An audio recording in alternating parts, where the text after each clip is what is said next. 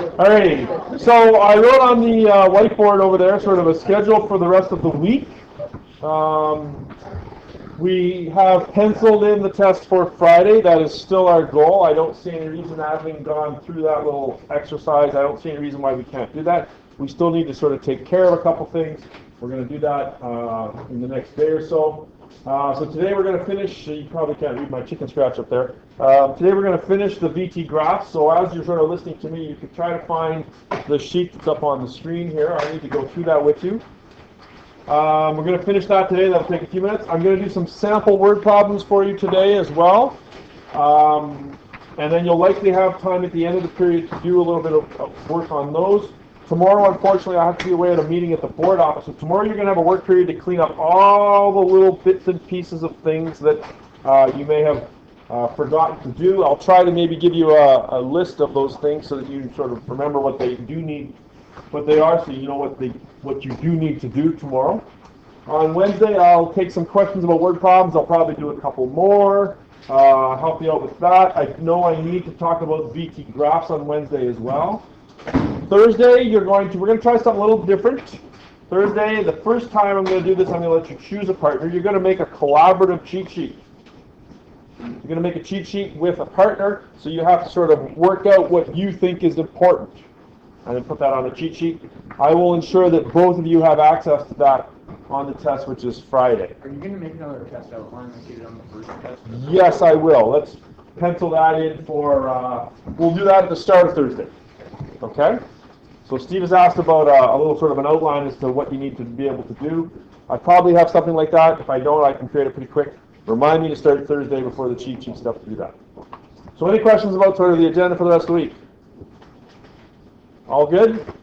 All right. So let's take a few minutes and let's talk about the sheet that you have up on the screen right here. Now, ideally, and I haven't quite figured out how, but ideally this would be two pieces of paper sort of on top of one another. So if you wanted to pull it apart, I'm not recommending that you do that. Maybe I'll grab George and pull it apart here. Just kidding. Okay. If you were going to pull it apart, you would take the sheet on the left, right, and you would rip it up and you would put it on top of this one. So you have a big long column on the right and a big long column on the left.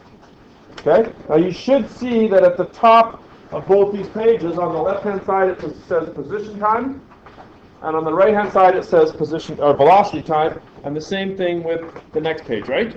So in other words, this column is all about position time graphs, and this is simply a continuation of position time graphs. Does that make sense? How that sheet works? Okay. So these two pages are vital, very important, because they really tell you everything you need to know about the two different kinds of graphs and the different things that you can find on them. Let me just zoom in a little bit here because that's not exactly the biggest print here. Okay, so I'm going to go down the left-hand column. So if you have what kind of graph? Position time graph. If you have a position time graph and you are asked to find the displacement, how do you do it? Well, the D is the delta x. Remember, when I say delta x, I mean position. I don't mean the x coordinate, because the x coordinate on a position time graph is actually time, right? Because a displacement time graph, position time graph, sometimes is shown as an xt, like so, right? So what they're saying is delta x is xf minus xi. You simply read them off the graph. In other words, you find the endpoints and do what? Subtract them. You simply subtract them. It sounds a lot harder than it really is. Hopefully you understand what I'm saying. If you have a position time graph and you are asked to find average velocity, well, then there are two possibilities. Either the position time graph can be a straight line graph. By the way, I would encourage you to make these little drawings on yours, the same as what I've got, because I find that the visual aid will help you sort of remember them.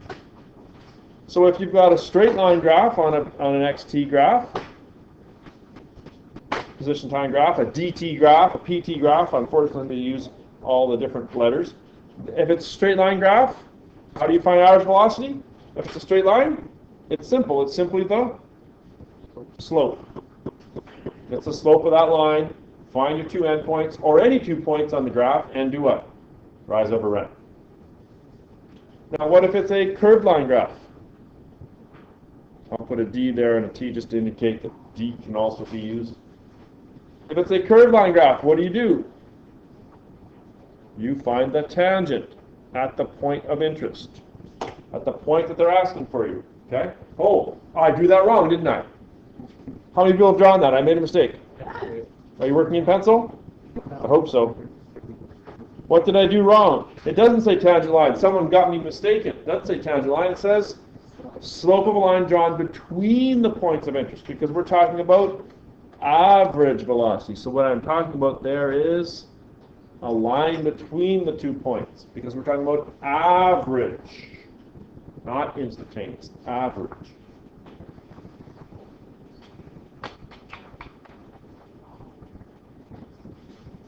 Now, if I'm talking about instantaneous velocity and it's a straight line graph. Whoa, that's looking. What would be the difference between average velocity and this velocity? Nothing really.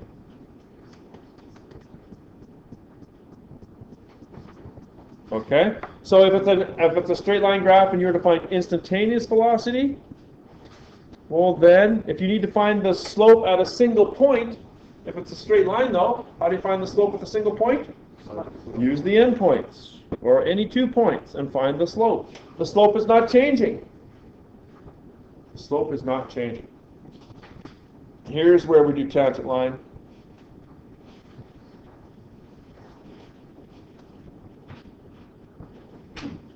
Right, here's where we do tangent line. If we're asked to find instantaneous velocity from a slope dt graph, then we pick our point and we draw our tangent line.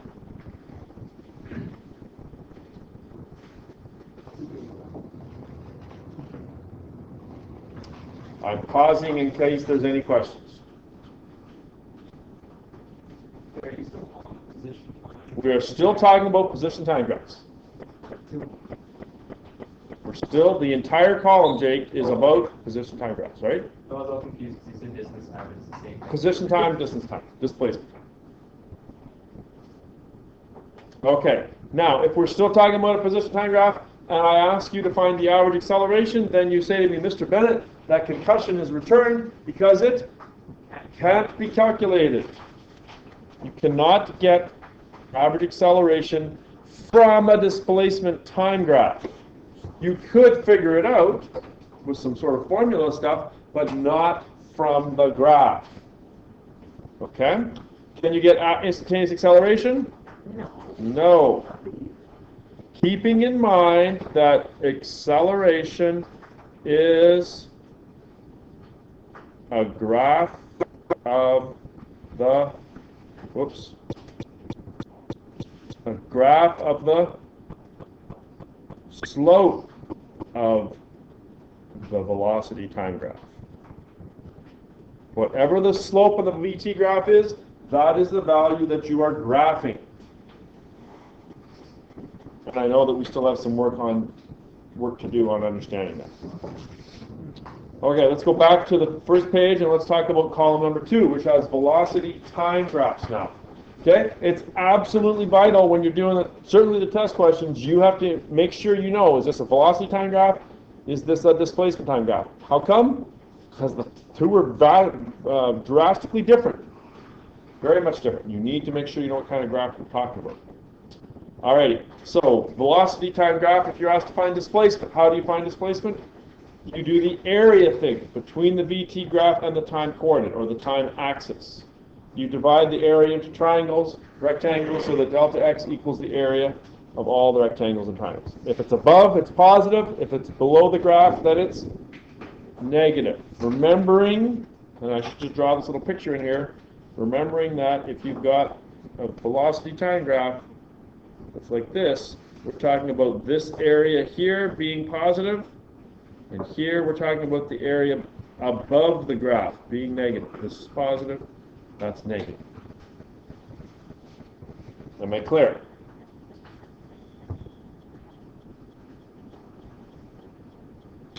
If I'm asked to find average velocity from a velocity time graph, first you have to do what? Calculate the displacement. The first thing you have to do is calculate the displacement and then divide by the time. How many people think these two sheets would be wonderful things to have on your cheat sheet for the test Friday? Every hand in the class goes up. Excellent. Instantaneous velocity. Well, that's the easiest one of the bunch because it's a graph of velocity. So to find instantaneous velocity, what do? You simply read it off the graph.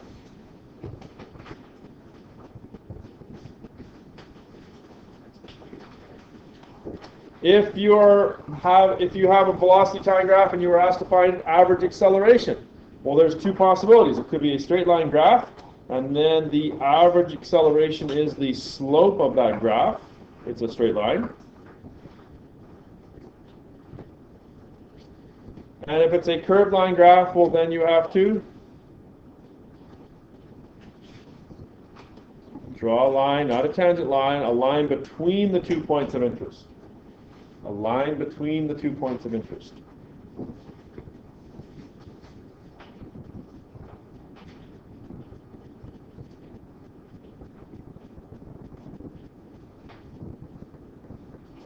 If you have a velocity time graph and you're asked to find instantaneous acceleration and it's a straight line, well, that's good because it's a straight line. Instantaneous acceleration is the slope at a single point, but because it's a straight line, what do? Pick any 2 points. Some people like the endpoints. Pick any 2 points and find the slope. And last but certainly not least, if you have a velocity time graph, these are all velocity time. You have a velocity time graph and it's curved. How do we find the instantaneous acceleration? Well, that's that whole thing about tangent points. So there's a lot of information there. There's 5 different things I can ask you, and there's different possibilities as well in some of them, right? So make sure you know how to use this chart. I'm not asking you to memorize it. I'm asking you to be able to use it. You will find that as you work more and more with it, you will end up memorizing it. Sort of like knowing your friend's phone number, you don't have to look it up all the time. Unless, of course, you get speed dial, which everything. Not everyone?